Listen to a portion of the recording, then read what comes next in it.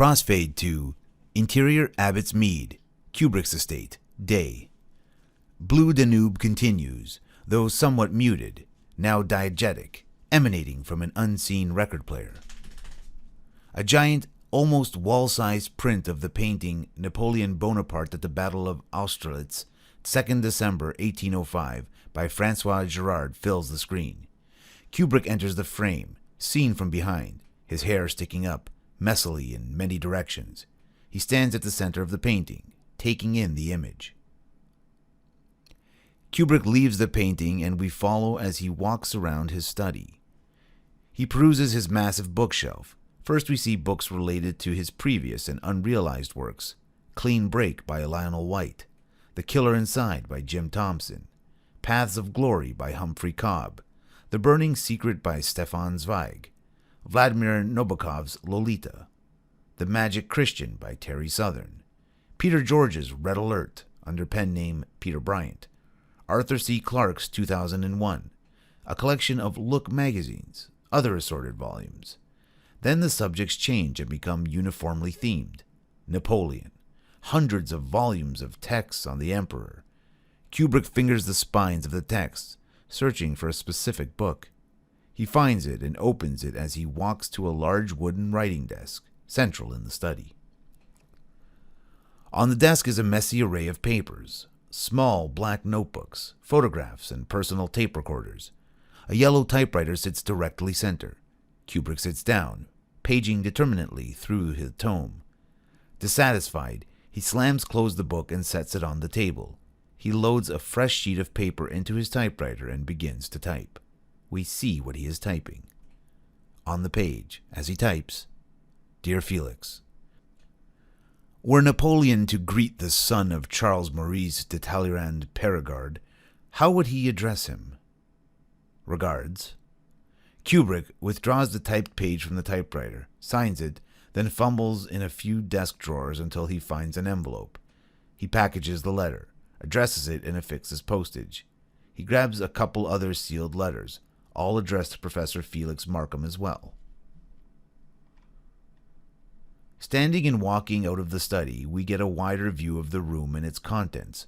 Aside from what we've already seen is a large red sofa with two cats lounging lazily upon it, a few elegant wing-back chairs, a baseball, bat and glove, a couple large corkboards with hundreds of photos of locations in Europe, portraits of Napoleon and copies of correspondences, a coffee table covered in papers, books and a chess set, a table with a large wooden file card cabinet upon it.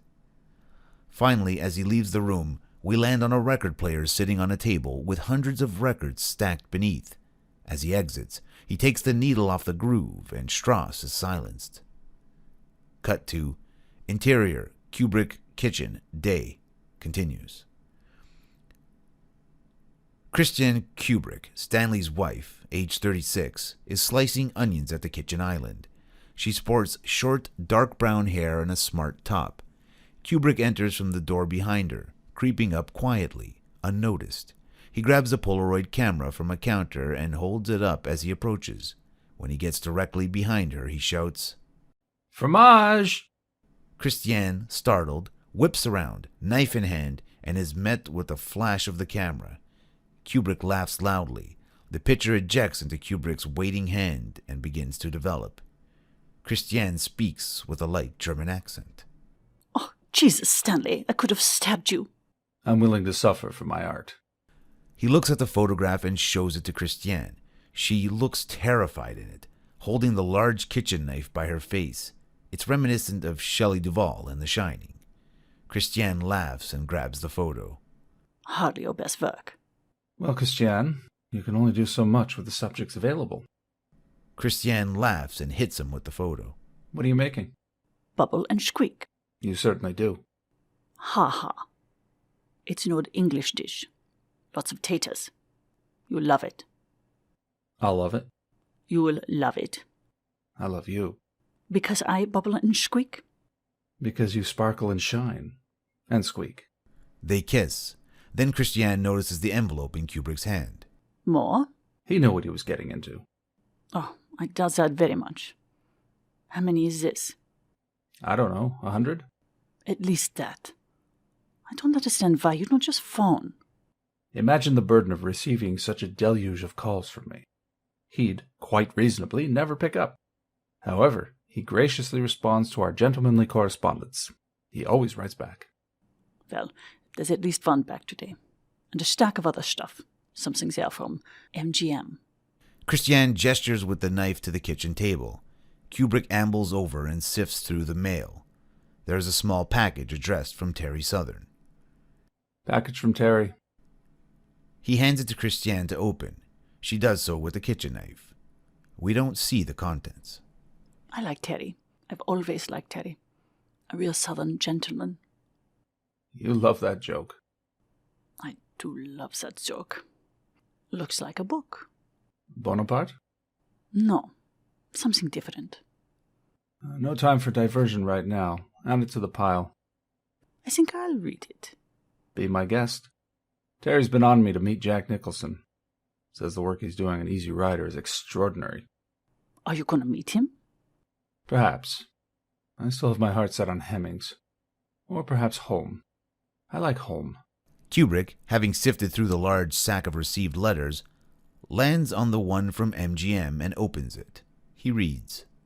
Can't hurt to meet him. Kubrick doesn't hear this. He's reading the letter.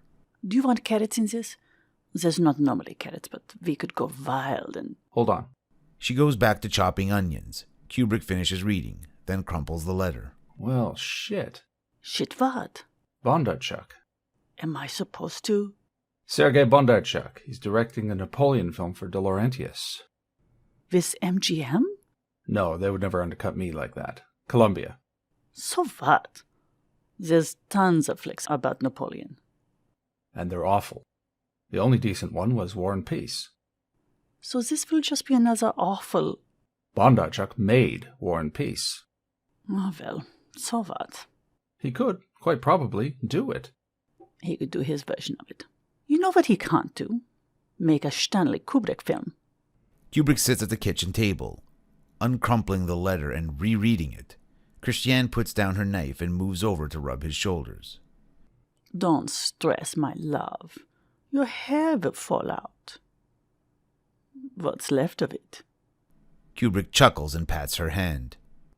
The kids will be home soon, and you need a shower. Join me?